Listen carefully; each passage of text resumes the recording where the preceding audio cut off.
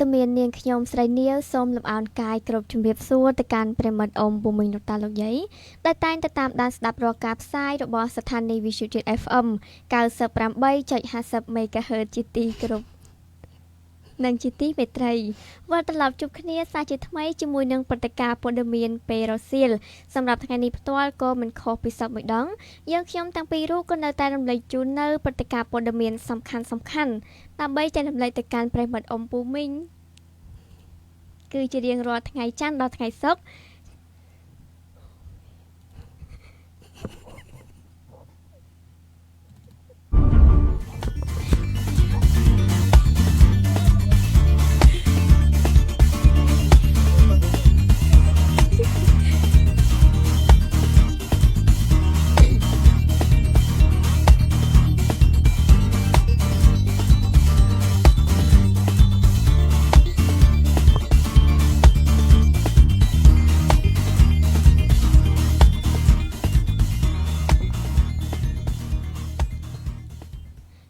ចា៎ហើយក៏សង្ឃឹមថាប្រិមិត្តអ៊ំពូមីងលោកតាលោកយាយក៏សុខសប្បាយនៅក្នុងរង្វង់គ្រួសារជាក់ជាពុំខាន់រាល់ការបើកបរមិនថាតែផ្លូវចិត្តឬក៏ផ្លូវឆ្ងាយនោះទេត្រូវតែគ្រប់ច្បាប់ចរាចរណ៍ទាំងអស់គ្នាផងដែរជាពិសេសគឺយុវវ័យត្រូវឆ្លើយថាទេចំពោះគ្រឿងញៀនប៉ុន្តែមុននឹងជម្រាបជូននៅព្រឹត្តិការណ៍ព័ត៌មានសំខាន់នាងខ្ញុំសូមស្វាគមន៍ដៃគូជាមុនសិនចា៎ជម្រាបសួរកញ្ញានីយ៉ាសុខទុក្ខយ៉ាងណាដែរចា៎នាពេលរសៀលនេះ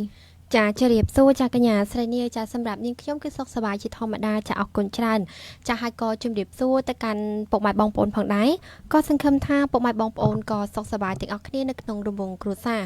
ចាហើយពីកម្មវិធីក៏មិនខុសពីសពមួយដងវត្តមានយើងខ្ញុំក៏តែងតែលើកយកនៅចាព័ត៌មានសំខាន់ដើម្បីចែករំលែកជូនពុកម៉ែបងប្អូនគឺជារៀងរាល់ថ្ងៃច័ន្ទរហូតដល់ថ្ងៃសុក្រតតែម្ដងចន្លោះពីម៉ោងចា13រហូតដល់ម៉ោង14រសៀលផងដែរចាជាដំបូងកុំឲ្យខាតពេលវេលាយូរនាងខ្ញុំសូមជម្រាបជូននៅព្រឹត្តិការណ៍ព័ត៌មានវគ្គដំបូង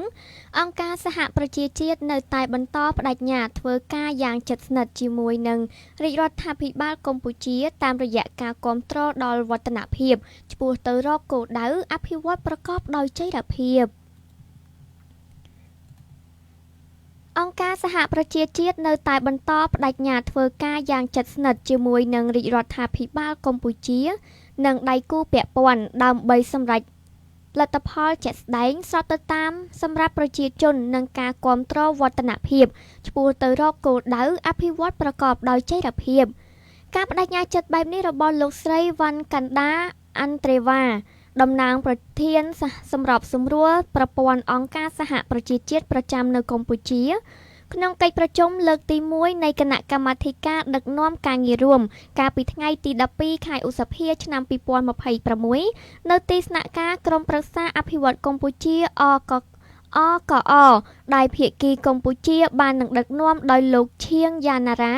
ទេសរដ្ឋមន្ត្រីទទួលបន្ទុកបេសកកម្មពិសេសអនុប្រធានទី2នៃក្រុមប្រឹក្សាអភិវឌ្ឍកម្ពុជាអកអកិច្ចប្រជុំនេះគឺមានគោលបំណងពិនិត្យនិងពិភាក្សាលើវឌ្ឍនភាពប្រចាំឆ្នាំ2025និងលើកទិសដៅការងារអតិភិបឆ្នាំ2026នៃការអនុវត្តក្របខ័ណ្ឌកិច្ចសហប្រតិបត្តិការអភិវឌ្ឍប្រកបដោយចីរភាពរបស់អង្គការសហប្រជាជាតិឆ្នាំ2024-2028កិច្ចប្រជុំនេះគឺមានការអញ្ជើញចូលរួមពីតំណាងក្រសួងស្ថាប័នពាក់ព័ន្ធរបស់រាជរដ្ឋាភិបាលចំនួន27និងតំណាងជាន់ខ្ពស់មកពីបណ្ដាស្ថាប័ននៃអង្គការសហប្រជាជាតិសរុបគឺចំនួន90រូបអាយដាមទេសរដ្ឋមន្ត្រីក៏បាននឹងរំលឹកជូនទៅដល់អង្គប្រជុំពីសាវតានិងសារៈសំខាន់នៃការបង្កើតគណៈកម្មាធិការដឹកនាំការងាររួម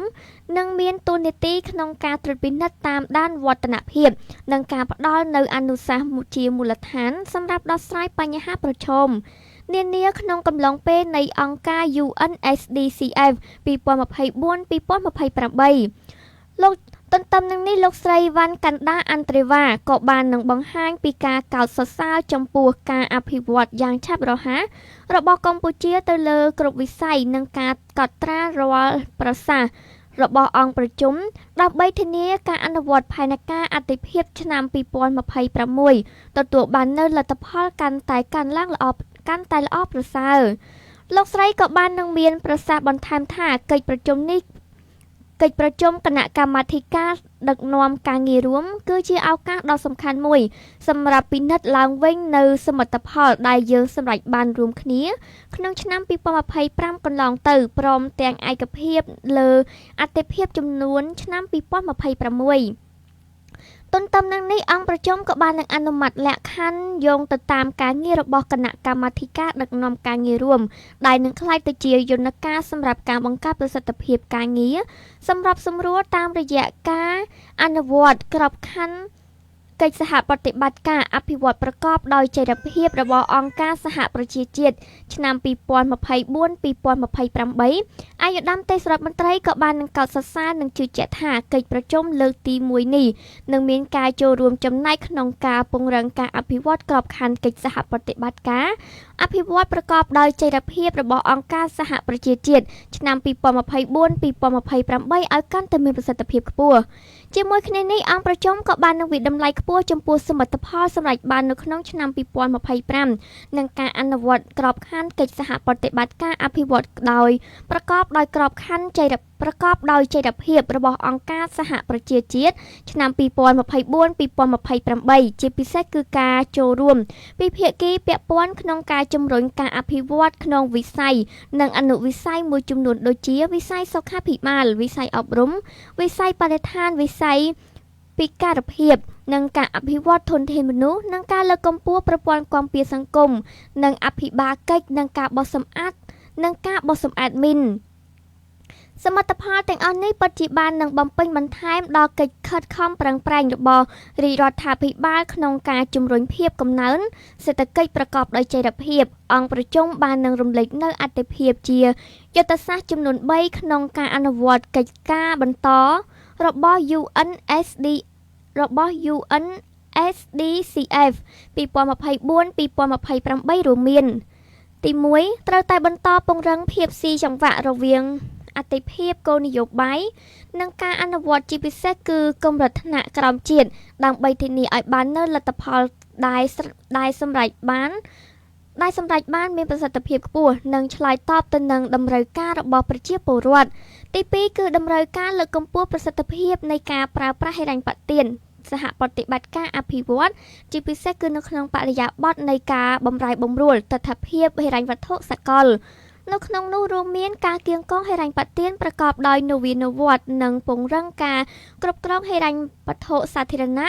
និងកម្រិតការប្រើប្រាស់ធនធានឲ្យស្របទៅតាមអត្ថិភាពអភិវឌ្ឍទី3គឺត្រូវតែពន្លឿនការអនុវត្តការងារក្រមក្របខ័ណ្ឌក្រមអភិក្រមអន្តរវិស័យដើម្បីដោះស្រាយបញ្ហាប្រឈមនានាដូចជាការប្រែប្រួលអាកាសធាតុកិច្ចគាំពារសង្គមនិងបរិវត្តកម្មសេដ្ឋកិច្ចដោយឡែកនាយកមន្ត្រីប្រឆាំងបទល្មើសគ្រឿងញៀនណែនាំដល់មន្ត្រីក្រមអាវ៉ាតត្រូវពង្រឹងវិន័យកងកម្លាំងគ្រប់លំដាប់ថ្នាក់អេរិយាបថសុជីវធម៌ក្នុងនាមជាមន្ត្រីនគរបាលជាតិឧត្តមសេនីយ៍ឯកខឹងសារ៉ាត់នាយកមន្ត្រីប្រឆាំងបទល្មើសគ្រឿងញៀនបានណែនាំដល់មន្ត្រីក្រមអាវ៉ាតត្រូវពង្រឹងកងកម្លាំងគ្រប់លំដាប់ថ្នាក់អេរិយាបថសុជីវធម៌ត្រូវរក្សាឲ្យបានខ្ជាប់ខ្ជួននៅនាមជាមន្ត្រីនគរបាលជាតិជាពិសេសនៅក្នុងកិច្ចសហប្រតិបត្តិការបង្ក្រាបនិងទប់ស្កាត់បទល្មើសគ្រឿងញៀននៅតាមមូលដ្ឋានទូទាំងប្រទេសការណែនាំនេះបានធ្វើឡើងបន្ទាប់ពីមានការអនុញ្ញាតនាយឧត្តមសេនីយ៍សុថេតអគ្គស្នងការនគរបាលជាតិនាព្រឹកថ្ងៃទី13 ខែឧសភាឆ្នាំ2026ម្សិលមិញនេះឧត្តមសេនីយ៍ឯកខឹងសារ៉ាត់ក៏បានអញ្ជើញជាអធិបតីដឹកនាំកិច្ចប្រជុំបូកសរុបការងារប្រចាំខែមេសា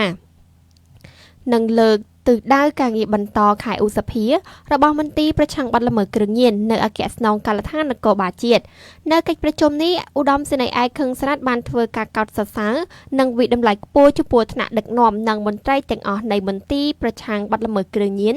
ដែលបានខិតខំប្រឹងប្រែងអនុវត្តតួនាទីភារកិច្ចប្រកបដោយស្មារតីទទួលខុសត្រូវខ្ពស់ក្នុងការបង្ក្រាបនិងទប់ស្កាត់បទល្មើសគ្រឿងញៀនសម្រាប់បានលទ្ធផលគួរឲ្យកត់សម្គាល់រួមចំណែករក្សាសន្តិសុខសណ្ដាប់ធ្នាប់សង្គមនិងសុវត្ថិភាពជូនប្រជាពលរដ្ឋលោកឧត្តមសេនីយ៍ឯកក៏បានណែនាំ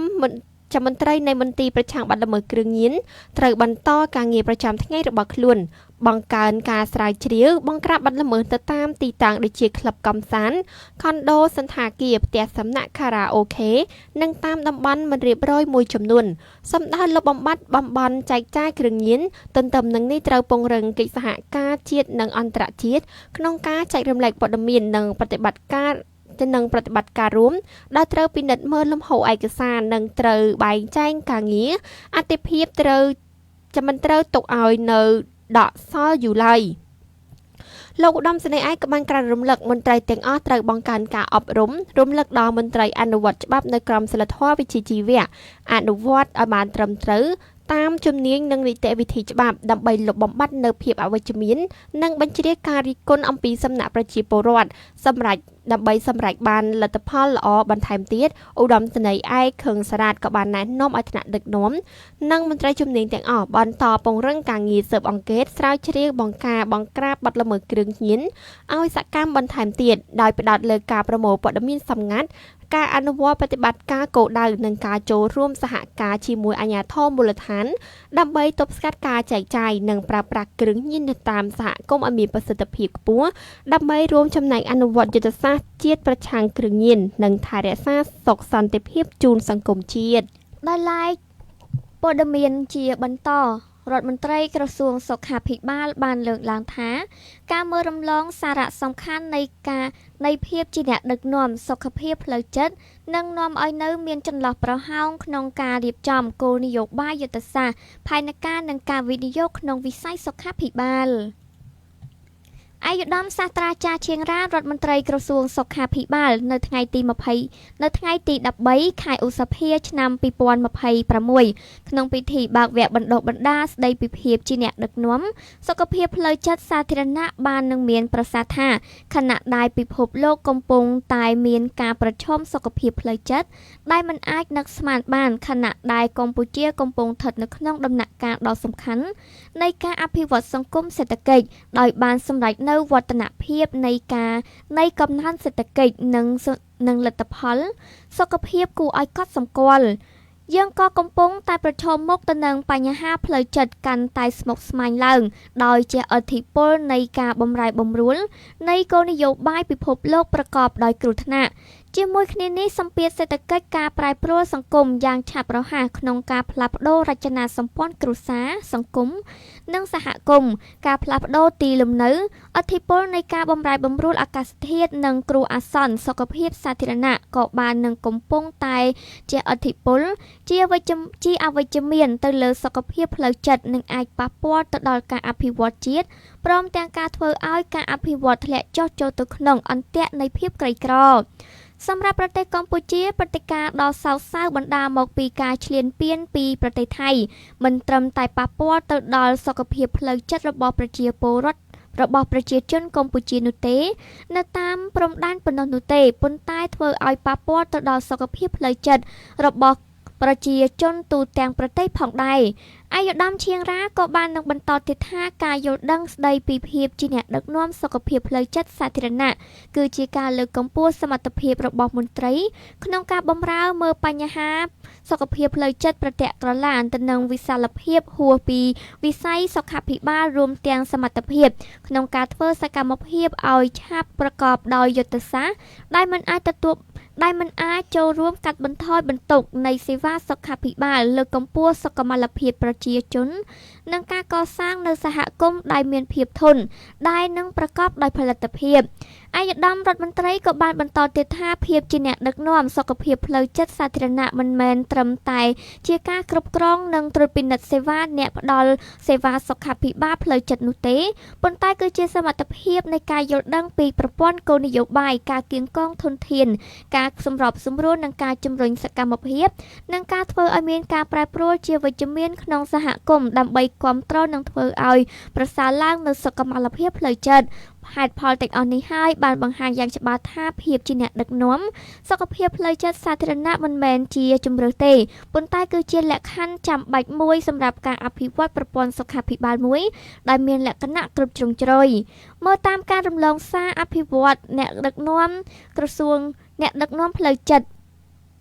នាំឲ្យនៅមានចន្លោះប្រហោងក្នុងការរៀបចំគោលនយោបាយយុទ្ធសាស្ត្រផែនការនិងការវិនិយោគនៅក្នុងវិស័យសុខាភិបាលនៅក្នុងវគ្គបណ្ដុះបណ្ដាលនេះអាយុត្តមសាស្ត្រាចារ្យរដ្ឋមន្ត្រីក៏បាននឹងផ្ដល់នូវអនុសាសន៍ដល់មន្ត្រីសុខាភិបាលមួយត្រូវតែខិតខំធ្វើសមាហរណកម្មសេវាសុខភាពផ្លូវចិត្តក្នុងប្រព័ន្ធផ្ដល់សេវាសុខភាពផ្លូវចិត្តនិងឲ្យកាន់តែមានប្រសិទ្ធភាពរួមទាំងការធ្វើសមាហរណកម្មសេវាសុខភាពផ្លូវចិត្តនៅក្នុងការថែទាំសុខភាពបឋមដោយចាត់ទុកការថែទាំសុខភាពផ្លូវចិត្តដែលជាផ្នែកមួយនៃការថែទាំសុខភាពជាប្រចាំទី2ត្រូវតែខិតខំធ្វើសមាហរណកម្មចំពោះចំណេះដឹងស្ដីពីភាពជាអ្នកដឹកនាំសុខភាពផ្លូវចិត្តសាធារណៈនៅក្នុងកម្មវិធីសុខភាពសាធារណៈផ្សេងៗទៀតទី3ត្រូវតែខិតខំពង្រីកកម្មវិធីបណ្ដុះបណ្ដាលស្ដីពីសុខភាពផ្លូវចិត្តគ្រប់កម្រិតដើម្បីធានាឲ្យសុខភាពផ្លូវចិត្តឲ្យកាន់តែមានលក្ខណៈសម្បូរបែបផងដែរដោយឡែកសម្រាប់ព័ត៌មានជាបន្តមន្ត្រីជាន់ខ្ពស់ក្រសួងកសិកម្មនិងអាជ្ញាធរខេត្តព្រះវិហារផ្សព្វផ្សាយគម្រោងគាំទ្រជីវភាពជនភៀសសិកតាមរយៈការចិញ្ចឹមមាន់ស្រែនិងសហគមន៍កសិកម្មទំនើបលោកខឹមហ្វីណង់អនុរដ្ឋលេខាធិការក្រសួងកសិកម្មរុក្ខាប្រមាញ់និងនេសាទនិងជានាយកចាគម្រោងពីពេជ្រប្រកម្មកសិកម្មកម្ពុជានិងឯកឧត្តមគឹមរិទ្ធីអភិបាលខេត្តព្រះវិហារបានអញ្ជើញជាអធិបតីក្នុងពិធីផ្សព្វផ្សាយអំពីការគាំទ្រដល់ជនភៀសសិកនៅខេត្តព្រះវិហារក្នុងការចិញ្ចឹមមាន់ស្រែនិងការបង្ហាញពីទស្សនៈទានសហគមន៍កសិកម្មទំនើបនៅតាមទីតាំងជំរកបណ្ដោះអាសន្នស្ថិតនៅភូមិតាកឹងបៃតងឃុំថ្មីស្រុកគូលែនខេត្តព្រះវិហារនៅក្នុងឱកាសនោះឯកឧត្តមខឹមហ្វីណង់ថ្លែងថាពិធីនេះរៀបចំឡើងក្នុងគោលបំណងផ្សព្វផ្សាយនិងជំរុញការចូលរួមរបស់ប្រជាពលរដ្ឋជាពិសេសជនភៀសសិកដែលមានឱកាសទទួលបានជំនាញនិងការគាំទ្រផ្នែកកសិកម្មដើម្បីបង្កើនជីវភាពរស់នៅនិងស្ដារសេដ្ឋកិច្ចគ្រួសារឲ្យមានភាពប្រសើរឡើងតាមរយៈការចិញ្ចឹមមាន់ស្រែដែលជារបរងាយស្រួលអនុវត្តនិងអាចបង្កើតប្រាក់ចំណូលប្រចាំថ្ងៃឯកឧត្តមខឹមហ្វីណង់ក៏បានបន្តថាក្រសួងកសិកម្មនិងគម្រោងពីពេជ្រប្រកម្មកសិកម្មកម្ពុជាបន្តយកចិត្តទុកដាក់ក្នុងការគាំទ្រដល់ប្រជាពលរដ្ឋងាយរងគ្រោះតាមរយៈការផ្ដល់បច្ចេកទេសពូជមាន់អាហារសត្វនិងការបណ្ដុះបណ្ដាលជំនាញចិញ្ចឹមសត្វដើម្បីធានាថាការអនុវត្តមានប្រសិទ្ធភាពនិងអាចអភិវឌ្ឍទៅជាមុខរបរប្រកបដោយចីរភាពជាមួយគ្នានោះឯកឧត្តមគឹមរិទ្ធីអភិបាលខេត្តព្រះវិហារបានថ្លែងអំណរគុណដល់ក្រសួងកសិកម្មនិងដៃគូពាក់ព័ន្ធដែលបានយកចិត្តទុកដាក់គាំទ្រប្រជាពលរដ្ឋក្នុងខេត្តព្រះវិហារជាពិសេសជនភៀសសិកដែលកំពុងជួបការលំបាកដោយបានបង្កើនឱកាសឲ្យពួកគាត់អាចមានមុខរបរនិងបង្កើនប្រាក់ចំណូលសម្រាប់ផ្គត់ផ្គង់ជីវភាពគ្រួសារអភិបាលខេត្តព្រះវិហារក៏បានថ្លែងជំរុញឲ្យប្រជាពលរដ្ឋចូលរួមក្នុងសហគមន៍កសិកម្មទំនើបដើម្បីទទួលបាននូវអត្ថប្រយោជន៍ពីការចែករំលែកបទពិសោធន៍បច្ចេកទេសផលិតកម្មនិងទីផ្សារដែលជាកត្តាសំខាន់ក្នុងការអភិវឌ្ឍវិស័យកសិកម្មឲ្យកាន់តែមានប្រសិទ្ធភាពនិងការប្រកួតប្រជែងបានការវិធីនេះគឺជាផ្នែកមួយនៃការជំរុញការអភិវឌ្ឍវិស័យកសិកម្មនិងការលើកកម្ពស់ជីវភាពរស់នៅរបស់ប្រជាពលរដ្ឋតាមមូលដ្ឋានស្របតាមគោលនយោបាយរបស់រាជរដ្ឋាភិបាលក្នុងការកាត់បន្ថយភាពក្រីក្រនិងពង្រឹងសន្តិសុខស្បៀងដោយឡែកព័ត៌មានជាបន្តឯកឧត្តមបណ្ឌិតជាមច័ន្ទសុភ័ណ្ឌទទួលស្វាគមន៍គណៈប្រតិភូគណៈកម្មការទី6នៃរដ្ឋសភាក្នុងដំណើរការទស្សនកិច្ចសិក្សាស្វែងយល់ស្ដីពីការអនុវត្តច្បាប់និងវិស័យយុត្តិធម៌ក្នុងខេត្តកំពង់ស្ពឺឯកឧត្តមជាមច័ន្ទសុភ័ណ្ឌអភិបាលនៃគណៈអភិបាលខេត្តកំពង់ស្ពឺបានអញ្ជើញទទួលស្វាគមន៍យ៉ាងកក់ក្ដៅជាមួយឯកឧត្តមអង្គវងវឌ្ឍនាប្រធានគណៈកម្មាធិការនីតិកម្មនិងយុត្តិធម៌គណៈកម្មការទី6នៃរដ្ឋសភាដែលក្នុងឱកាសដែលឯកឧត្តមប្រធានដឹកនាំគណៈប្រតិភូចុះបំពេញបេសកកម្មការងារនិងសិក្សាស្វែងយល់ស្ដីពីការអនុវត្តច្បាប់នៅក្នុងភូមិសាស្ត្រខេត្តកំពង់ស្ពឺដោយមានការអញ្ជើញចូលរួមពីសំណាក់ឯកឧត្តមលោកជំទាវអភិបាលរងខេត្តតំណាងសាលាដំបងខេត្តកងកម្លាំងទាំង3លោកស្រីប្រធានមន្ត្រីអង្គភាពជុំវិញខេត្តជាច្រើនរូបទៀតឯកឧត្តមក៏បាននឹងលើកឡើងថានៅតាមបណ្ដាសា នៅតាមបណ្ដាសាលាដំបងខេត្តមួយចំនួនគឺមានភាពកកស្ទះសំណុំរឿងដោយសារតែកង្វះមន្ត្រីតុលាការនិងព្រះរាជអាជ្ញាយន្តការដោះស្រាយបញ្ហាមានភាពយឺតយ៉ាវកង្វះបន្ទប់សវនកម្មជាដើមដែលជាសំណុំរឿងមានការកកស្ទះទាំងអស់នេះភាគច្រើនគឺជាសំណុំរឿងទំនាស់ដីធ្លីក្មេងទំនើងនិងគ្រឿងញៀនប៉ុន្តែក្រោយពីមានការកែតម្រង់នៅក្នុងវិស័យយុត្តិធម៌បញ្ហាទាំងអស់នេះត្រូវបានដោះស្រាយនិងបំពេញបន្ថែមធ្វើយ៉ាងណាពន្លឿនការរកយុត្តិធម៌ឲ្យបានឆាប់រហ័សព្រមទាំងការលើកកម្ពស់សមត្ថភាពស្ថាប័នតុលាការនៅក្នុងការផ្តល់សេវាយុត្តិធម៌ជូនទៅដល់ប្រជាពលរដ្ឋឲ្យកាន់តែល្អប្រសើរឡើងដោយការពន្លឿនដំណោះស្រាយក៏ដូចជាការដើរតួនាទីយ៉ាងសំខាន់ក្នុងការកាត់បន្ថយការចង្អៀតណែនក្នុងពន្ធនាគារនាពេលបច្ចុប្បន្ននេះផងដែរកន្លងមករដ្ឋមន្ត្រីក្រសួងយុតិធធម៌អាយុដំកើតរិទ្ធក៏បាននឹងចេញសេចក្តីណែនាំទៅកាន់ប្រធានសាលាដំបងរាជធានីខេត្តលើការងារទាំងអស់នេះដើម្បីធានាឲ្យយន្តការដោះស្រាយប្រព្រឹត្តទៅដោយរលូននិងទទួលបាននូវលទ្ធផលល្អដោយផ្អែកទៅតាមស្មារតីក្រមនីតិវិធីប្រមត្តនក្រមប្រមត្តននិងសារាចរពាក់ព័ន្ធនានាជាមួយគ្នានេះប្រធានគណៈកម្មាធិការនីតិកម្មនិងយុត្តិធម៌នៃរដ្ឋសភាក៏បានជំរុញបន្ថែមផងដែរទៅកាន់ដល់អាជ្ញាធរខេត្តឲ្យពិនិត្យលទ្ធភាពចំនួនដើម្បីដោះស្រាយក្រៅប្រព័ន្ធតុលាការតាមយន្តការស្ម័គ្រចិត្តដោយផ្ដោតទៅលើការសម្រុះសម្រួលនិងផ្សះផ្សាដើម្បីបញ្ចប់វិវាទដោយសន្តិវិធីការដោះស្រាយបញ្ហាដោយអាជ្ញាធរមូលដ្ឋាននិងក្រុមប្រឹក្សាអាជ្ញាកណ្ដាលឬក៏អាជ្ញាធរជាតិដោះស្រាយក្រៅប្រព័ន្ធតុលាការវាមានភាពរហ័សនិងចំណាយថវិកាតិចផងដែរសូមបញ្ជាក់ផងដែរថាសម្រាប់ខេត្តកំពង់ស្ពឺក៏ត្រឹមខែឧសភាឆ្នាំ2026នេះរដ្ឋបាលខេត្តទទួលបាននៅពាក្យបណ្ដឹងចំនួន330ករណីដោយបាននឹងដោះស្រាយបញ្ចប់វិវាទក្រៅប្រព័ន្ធតុលាការគឺចំនួន70ករណីនៅក្នុងនោះគឺមានបណ្ដឹងថ្នាក់ជាតិចំនួន2ករណីនិងបណ្ដឹងពីប្រជាពលរដ្ឋចំនួន68ករណីកំពុងតែសម្រុះសម្រួលគ្នានៅក្នុងថ្នាក់ខេត្តគឺ58ករណីនិងបញ្ជូនទៅអាជ្ញាធរជាតិដោះស្រាយវិវាទក្រៅប្រព័ន្ធតុលាការដើម្បីបោះត្រាឲ្យអធិភាពកិត្តិយសមួយករណីព្រមទាំងបញ្ជូនទៅមន្ទីរជំនាញពាក់ព័ន្ធរួមទាំងអាជ្ញាធរក្រុងស្រុកដើម្បីចាត់វិធានការសម្រុះសម្រួលជាមួយនឹងសមត្ថកិច្ចចំនួន201ករណីសម្រាប់ព័ត៌មានជាបន្តអភិបាលខេត្តកែបជំរុញអាជ្ញាធរនិងអ្នកពាក់ព័ន្ធបន្តគាំទ្រជីវភាពរស់នៅដល់ចរបរអតីតយុទ្ធជននិងនិវត្តជនឲ្យកាន់តែប្រសើរឡើងថែមទៀតឯកឧត្តមបណ្ឌិតសោមពិសិដ្ឋអភិបាលនៃគណៈអភិបាលខេត្តនិងជាប្រធានកិត្តិយសសមាគមអតីតយុទ្ធជននិងនិវត្តជនកម្ពុជាខេត្តកែបបានជំរុញដល់អាជ្ញាធរគ្រប់លំដាប់ថ្នាក់មន្ទីរអង្គភាពពាក់ព័ន្ធនិងសប្បុរសជនបន្តយកចិត្តទុកដាក់គាំទ្រនិងជួយដោះស្រាយជីវភាពរស់នៅរបស់បងប្អូនអតីតយុទ្ធជននិងនិវត្តជនឲ្យកាន់តែល្អប្រសើរឡើងស្របតាមគោលនយោបាយរបស់រាជរដ្ឋាភិបាលដើម្បីរួមចំណែកលើកកម្ពស់កម្រិតជីវភាពនិងសុខុមាលភាពរបស់បងប្អូនអតីតយុទ្ធជនឲ្យកាន់តែប្រសើរឡើង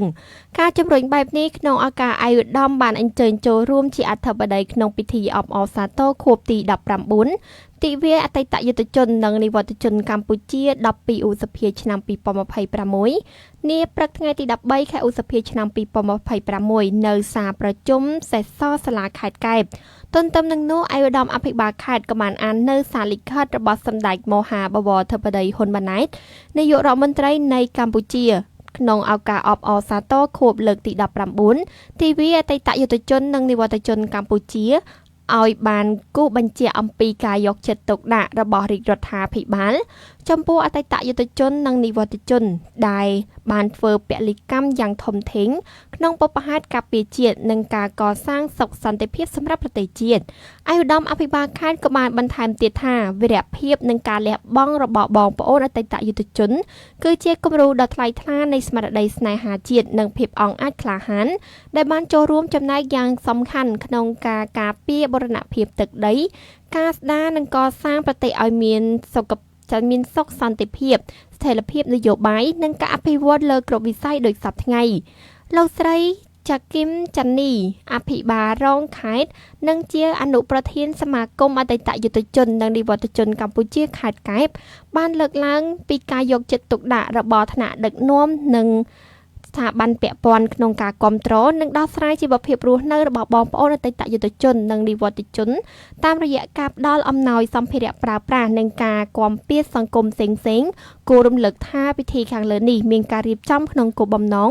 រំលឹកគុណនិងសម្ដែងនៅការដឹងគុណយ៉ាងជ្រាលជ្រៅ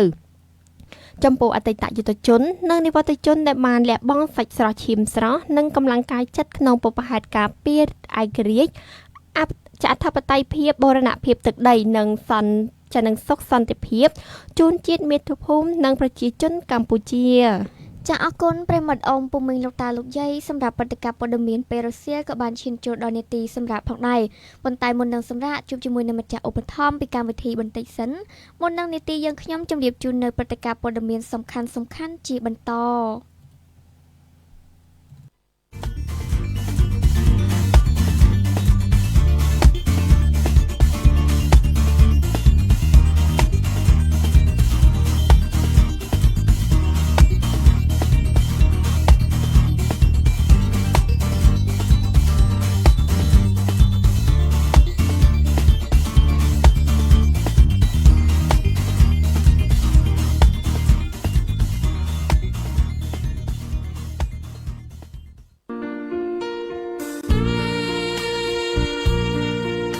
ប្រើអ្វីក៏មិនបានពិបាកចិត្តខ្លាំងណាស់ព្រោះក្លិនមាត់របស់ខ្ញុំវាធំក្លិនអាក្រក់ពេកមិញខ្ញុំចិញ្ចៀមរាល់លើកពេលញ៉ាំផ្លែឈើក៏មានចិញ្ចៀមមកដែរចាញ់ថ្មីរបស់ខ្ញុំហើយលាកលាត់អស់ហើយថ្មីក៏ខូចដោះថ្មីកើតទេពិបាកខ្លាំងណាស់ខ្ញុំខូចថ្មីអស់ហើយទៅស៊ីផងឈឺថ្មីផងហើយថ្មីក៏ពុកទៀតតើមានអ្វីអាចជួយខ្ញុំបានថ្មិញរបស់ខ្ញុំវាអង្គើអស់ទៅហើយចង់ញ៉ាំរបស់អ្វីរឹងមិនបានសោះអូយគួរឲ្យស្ដាយមែនកុំភ័យកុំព្រួយកុំបារម្ភខ្ញុំអាចជួយអ្នកបានខ្ញុំពិតជាមានប្រសិទ្ធភាពចំពោះផាសុកភាពមាត់ធ្មេញធានាបានល្អដល់ទៅ 100% ខ្ញុំគឺថ្នាំដុសធ្មេញជប៉ុន HBO បណ្ឌិតសេដ្ឋីសម្រាប់ទីតាំងហាងហេងបូរ៉ាបណ្ឌិតសេដ្ឋីប្រចាំខេត្តពោធិ៍សាត់ស្ថិតនៅខាងលិចផ្សារថ្មីប្រហែល100ម៉ែត្រនៅនឹងកែងបត់ទៅវត្តពីលញែកតែម្ដងឬទំនាក់ទំនងលេខទូរស័ព្ទមកក្រុមហ៊ុនគឺ012 77 43 43 012 20 25 00 011 20 25 00 015 20 25 00 012 58 0807 012 65 21 21និង016 77 43 43លេខទូរស័ព្ទនេះមាននៅលើប៉ាយហាងហេងបូរ៉ាបណ្ឌិតសេដ្ឋីយើងទាំងអស់គ្នាជ្រើសរើសថ្នាំដុសធ្មេញជប៉ុន HBO បណ្ឌិតសេដ្ឋីថ្នាំដុសធ្មេញលេខ1ទទួលបាន ISO 9001 2008ដែលមានគុណភាពល្អត្រឹមត្រូវពិតប្រាកដមែន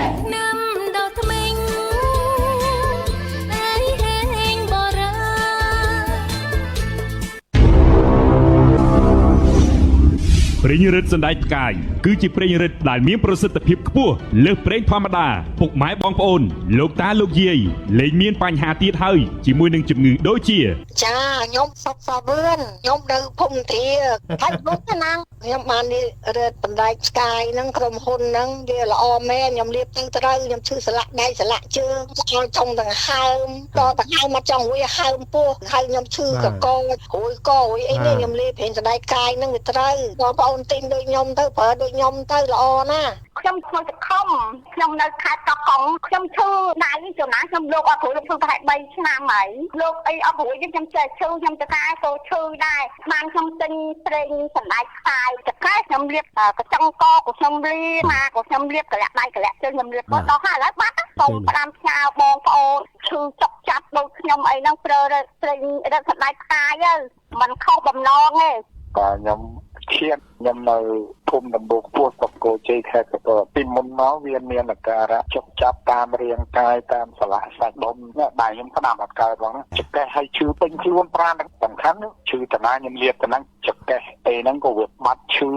ស័យដៃហ្នឹងក៏វាច្រកហើមជើងហ្នឹងក៏វាច្រកហើមបងប្អូនទូទាំងប្រទេសកម្ពុជាយើងហ្នឹងជឿជាក់ទៅលើប្រេងរិទ្ធបញ្ញាអន្ត្រីមៀងទៅអត់ខុសបំណងទេបងប្អូនខ្ញុំពោះសុខានៅភូមិគ្រោះរៀបខេត្តជា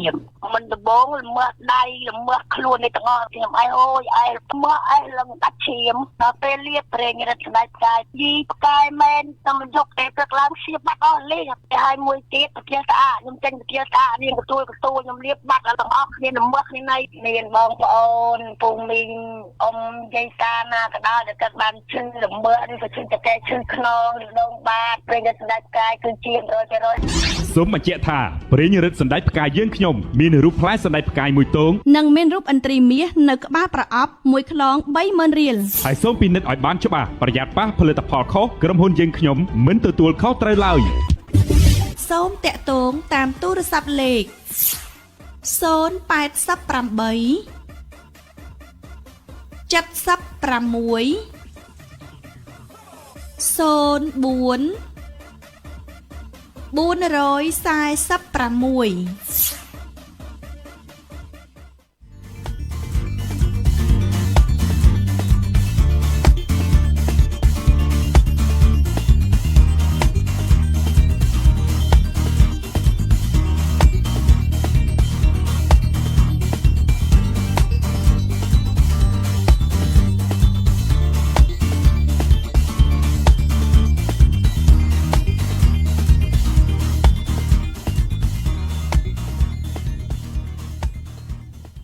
ចាអរគុណបន្តពីបានសម្រាប់នឹងជួបជាមួយម្ចាស់ឧបត្ថម្ភពីកម្មវិធីរួចមកហើយក៏សូមស្វាគមន៍មកកាន់វគ្គទី 2 ជាបន្ត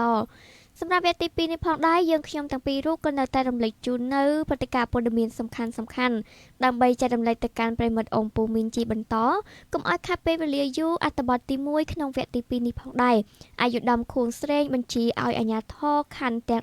14 ចុះត្រួតពិនិត្យមើលពីវឌ្ឍនភាពនៅក្នុងមូលដ្ឋានខ្លួន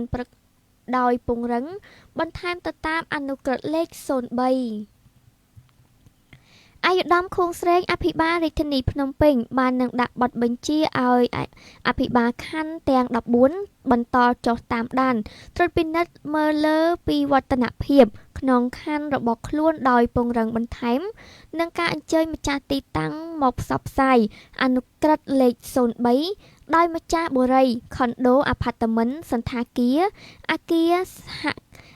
សហកម្មសិទ្ធិនិងលំនៅឋានស្នាក់នៅក្នុងការប្រមូលផ្ដុំត្រូវតែរាយការណ៍សហការជាមួយនឹងអាជ្ញាធរត្រូវតែទទួលខុសត្រូវអនុវត្តធ្វើយ៉ាងណារួមគ្នាសហការទប់ស្កាត់បទល្មើសផ្សេងៗនិងបទល្មើសឆបោកតាមប្រព័ន្ធបច្ចេកវិទ្យាដោយទទួលខុសត្រូវទាំងអស់គ្នាអាយុដំខួងស្រេងបាននឹងដាក់បទបញ្ជាបែបនេះខណៈដែលអាយុដំដឹកនាំកិច្ចប្រជុំត្រួតពិនិត្យបទល្មើសស្កេមអនឡាញនិងអនុវត្តអនុក្រឹត្យលេខ 03 អនក្របករបស់រាជរដ្ឋាភិបាលកម្ពុជាស្ដីពីការគ្រប់គ្រងសន្តិសុខសុវត្ថិភាពតាមទីតាំងរស់នៅប្រមូលផ្ដុំកាលពីរសៀលថ្ងៃទី 13 ខែឧសភាឆ្នាំ 2026 នៅសាលប្រជុំរាជធានីភ្នំពេញអាយុដំខួងស្រេងក៏បានធ្វើការណែនាំទៅដល់អភិបាលខណ្ឌទាំងអស់ឲ្យដាក់ផែនការដល់ក្រុមប្រឹក្សាចៅសង្កាត់មេភូមិឃុំមេប៉ុស្តិ៍រដ្ឋបាលអធិការនគរបាលខណ្ឌមេបញ្ជាការកងរាជអាវុធហត្ថខណ្ឌត្រូវតែចូលរួមសហការអនុវត្តនិងពង្រឹងការការពារសន្តិសុខសណ្ដាប់ធ្នាប់ធ្លាក់ចូលទៅក្នុងមូលដ្ឋានជាពិសេសគឺត្រូវតែយកចិត្តទុកដាក់ក្នុងការស្រង់ស្ថិតិជនបរទេសមកស្នាក់នៅឲ្យបានត្រឹមត្រូវអាយុដំអភិបាលរាជធានីភ្នំពេញក៏បាននឹងណែនាំទៅដល់ក្រុមការងារទាំងអស់ទាំងកម្លាំងមានសមត្ថកិច្ចនិងអាជ្ញាធរមូលដ្ឋានត្រូវតែប្រកាន់ខ្ជាប់នៅក្រមសីលធម៌វិជ្ជាជីវៈក្នុងការចុះបំពេញការងារធ្វើយ៉ាងណាកុំឲ្យប៉ះពាល់ទៅដល់ទ្រព្យសម្បត្តិរបស់គេឬក៏ទៅទារលុយកាក់ពីគេដើម្បីឈានទៅលុបបំបាត់បទល្មើសស្កេមអនឡាញនៅទូទាំងរាជធានីភ្នំពេញដោយឡែកសម្រាប់ព័ត៌មានជាបន្តវីរៈកងទ័ពពីររូប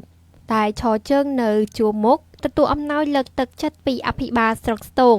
ពេលកំពុងសម្រាប់ព្យាបាលនៅមន្ទីរពេទ្យបងឯកស្ទង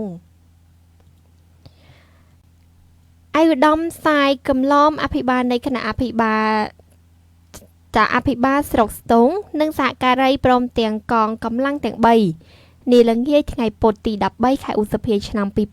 2026បានចុះសួរសុខទុក្ខនិងនាំយកអំណោយប្រគល់ជូនវីរៈកងទ័ព2រូបដែលទើបត្រឡប់មកពីបំពេញភារកិច្ចនៅការពារខ្សែបន្ទាត់ព្រំដែនដែលកំពុងបន្តសម្រាប់ព្យាបាលជំងឺនៅមន្ទីរពេទ្យបងឯកស្ទង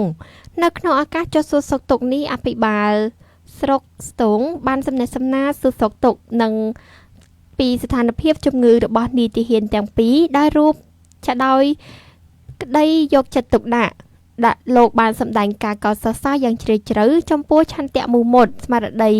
លះបង់និងការខិតខំបំពេញភារកិច្ចរបស់វីរៈកងទ័ពក្នុងការការពារខ្សែបន្ទាត់ព្រំដែនបូរណភាពទឹកដីនិងសេចក្តីសុខសាន្តរបស់ប្រជាជនកម្ពុជាលោកផ្សាយកំឡុងបានចាប់ផ្ដើមផ្ញើដល់នីតិហានទាំងពីររូប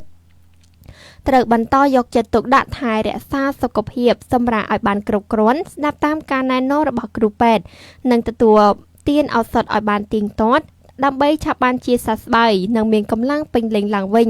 ជាមួយគ្នានោះលោកអភិបាលស្រុកក៏បានថ្លែងអំណរគុណដល់ក្រុមគ្រូពេទ្យនៃមន្ទីរពេទ្យបងឯកស្ទងដែលបានយកចិត្តទុកដាក់ព្យាបាលនិងមើលថែវីរៈកងទ័ពទាំងពីររូបដោយស្មារតីទទួលខុសត្រូវនិងមនុស្សធម៌លោកបានចាត់ទុកការចូលរួមរបស់ក្រុមគ្រូពេទ្យថាជាសមរភូមិជួរក្រោយដ៏មានដ៏សំខាន់ក្នុងការជួយគាំទ្រដល់កងកម្លាំងដែលបានបំពេញភារកិច្ចការពារជាតិ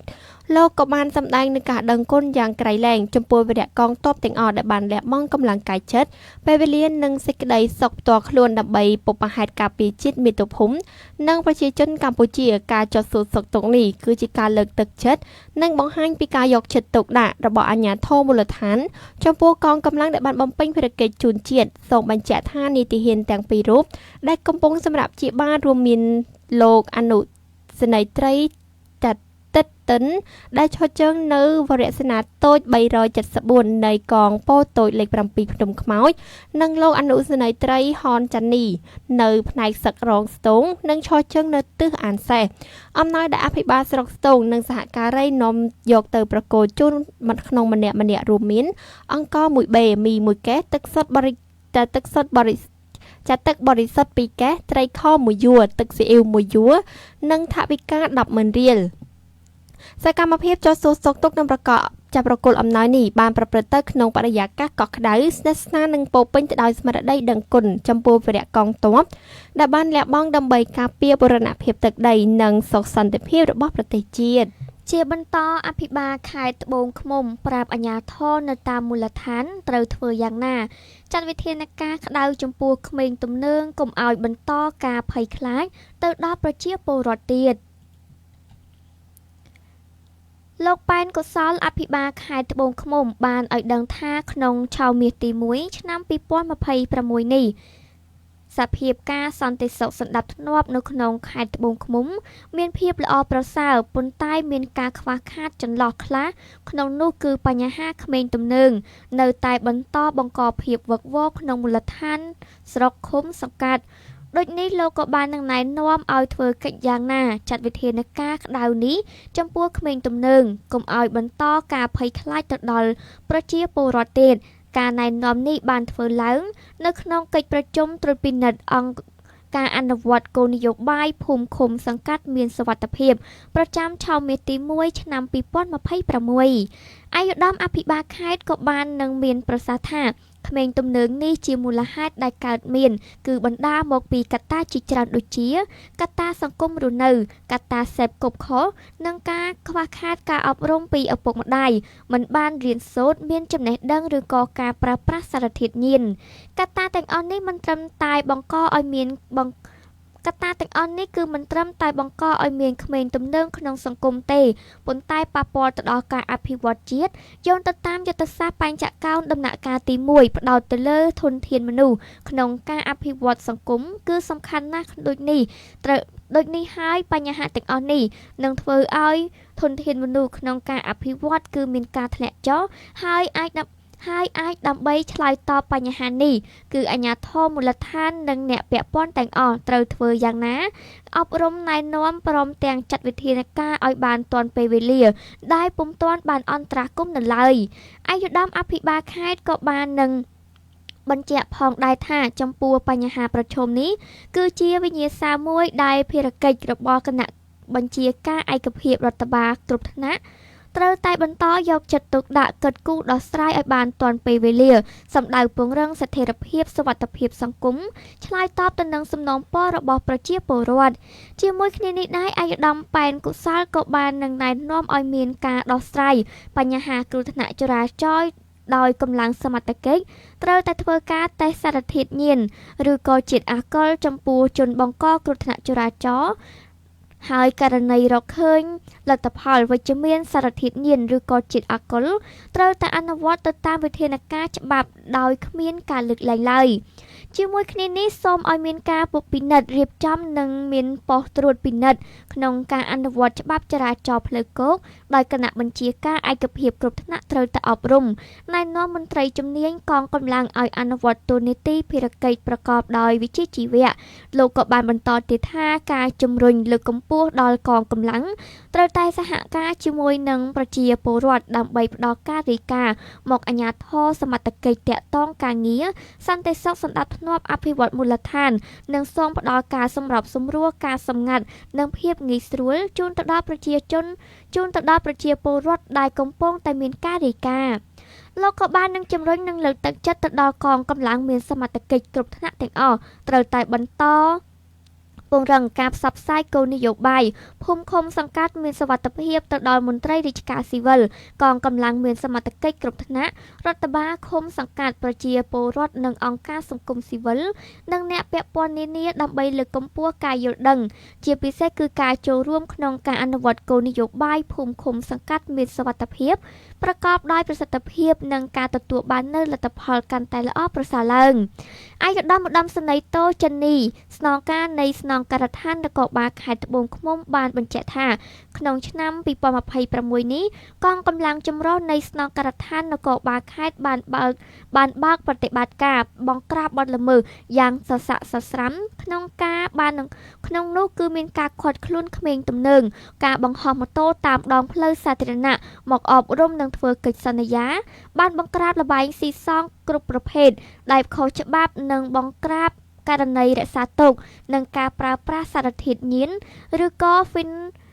ដកហូតវត្ថុតាងនិងកសាងសំណុំរឿងបញ្ជូនទៅតុលាការជាពិសេសគឺធ្វើយ៉ាងណាគឺបប្រតិបត្តិទៅតាម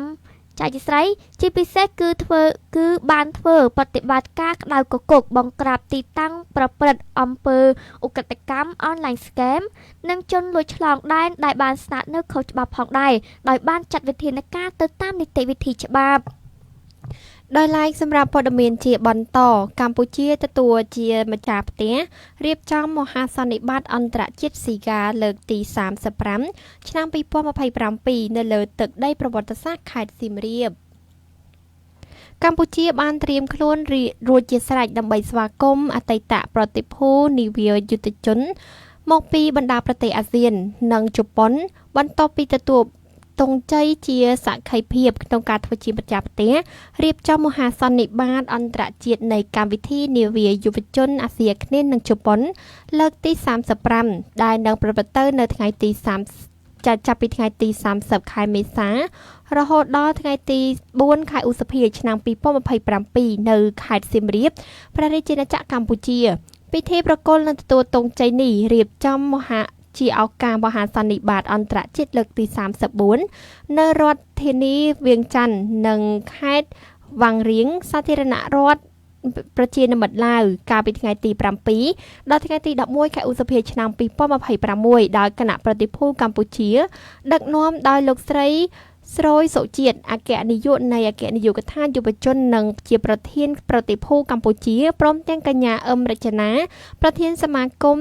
នាវាយុទ្ធជនអាស៊ីអាគ្នេយ៍កម្ពុជា SIC គូកត់សម្គាល់ថាមហាសន្និបាតឆ្នាំនេះប្រារព្ធឡើងដោយរៀបចំដោយសមាគមអតីតប្រតិភូឡាវនិងសម្ព័ន្ធយុវជនឡាវក្នុងព្រឹត្តិការណ៍នេះចាគណៈប្រតិភូកម្ពុជាបានចូលរួមយ៉ាងសកម្មលើគ្រប់សកម្មភាពរួមមានការប្រជុំថ្នាក់ដឹកនាំសមាគមវឌ្ឍនភាពការងាររបស់សមាគមជាពិសេសការលើការងារមនុស្សធម៌និងកិច្ចសហការជាមួយក្រសួងអប់រំយុវជននិងកីឡាក្នុងការជ្រើសរើសនិងបណ្ដុះបណ្ដាលយុវជនកម្ពុជា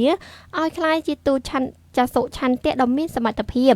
យុទ្ធសាស្ត្រផ្សព្វផ្សាយនិងការរៀបចំដ៏រឹងមាំរបស់ក្រុមការងារកម្ពុជាទទួលបានការកោតសរសើរយ៉ាងខ្លាំងពីសំណាក់សមាជិកដទៃទៀតដែលជាសញ្ញាវិជ្ជមានសម្រាប់ការត្រៀមខ្លួនឆ្ពោះទៅឆ្នាំ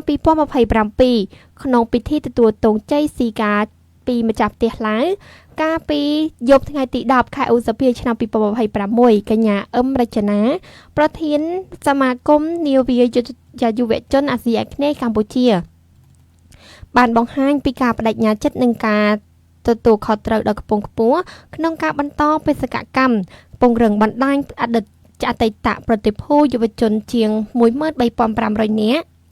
ក្នុងតំបន់នឹងថាកម្ពុជាបានត្រៀមខ្លួនរួចជាស្រេចមិនត្រឹមតែក្នុងការរៀបចំកិច្ចប្រជុំកម្រិតតំបន់ប៉ុណ្ណោះទេប៉ុន្តែគឺដើម្បីបង្ហាញពីសន្តិភាពការអភិវឌ្ឍនិងបដិសណ្ឋារកិច្ចដ៏កក់ក្ដៅរបស់ខ្មែរទៅកាន់ពិភពលោកតាមរយៈយុវជនគួរបញ្ជាក់ផងដែរថាស៊ីកាគឺជាព្រឹត្តិការណ៍ប្រចាំឆ្នាំដ៏ធំបំផុតរបស់អតីតប្រតិភូនាវាយុទ្ធជនអាស៊ីអាគ្នេយ៍និងជប៉ុនដើម្បីពង្រឹងបណ្ដាញទំនាក់ទំនងរវាងសមាគមអតីតប្រតិភូទាំង11ប្រទេសចែករំលែកបទពិសោធន៍លើសកម្មភាពក្រោយកម្មវិធីដើម្បីជួយដល់សង្គមជាតិព្រមទាំងផ្សព្វផ្សាយវប្បធម៌និងទេសចរនៃប្រទេសជាម្ចាស់ផ្ទះសមាគមនាវាយុទ្ធជនអាស៊ីអាគ្នេយ៍កម្ពុជាសូមគោរពអញ្ជើញសមាជិកសមាជិកានិងដៃគូសហការទាំងអស់ចូលរួមគាំទ្រនិងរួមចំណែកតាមគ្រប់រូបភាពដើម្បីឲ្យមហាសន្និបាតលើកទី35ឆ្នាំ2027នៅលើទឹកដីអង្គរខេត្តសៀមរាបក្លាយជាមោទនភាពជាតិនិងជាព្រឹត្តិការណ៍ដ៏ជោគជ័យជាប្រវត្តិសាស្ត្រផងដែរចាអរគុណប្រិមត្តអ៊ំពុំមីងលោកតាលោកយាយសម្រាប់ព្រឹត្តិការណ៍ព័ត៌មានពេលរសៀលក៏បានឈានចូលដល់ទីបញ្ចប់ផងដែរប៉ុន្តែជាចុងក្រោយវត្តមានយើងខ្ញុំទាំងពីររូបក៏សូមធ្វើការអភ័យអត់ទោសរកកំហុសខុសឆ្គងដែលកើតឡើងមានដោយអចេតនានៅក្នុងកម្មវិធីពីកម្មវិធីក៏សូមសន្យាថានឹងវិលត្រឡប់មកជួបពុកម៉ែបងប្អូនវិញនៅថ្ងៃស្អែកតាមពេលវេលានិងម៉ោងកំណត់ដដែលខណៈពេលនេះវត្តមានយើងខ្ញុំទាំងពីររូបនៅក្នុងកម្មវិធីផ្សាយក៏សូមអរគុណនិងសូមគោរពលា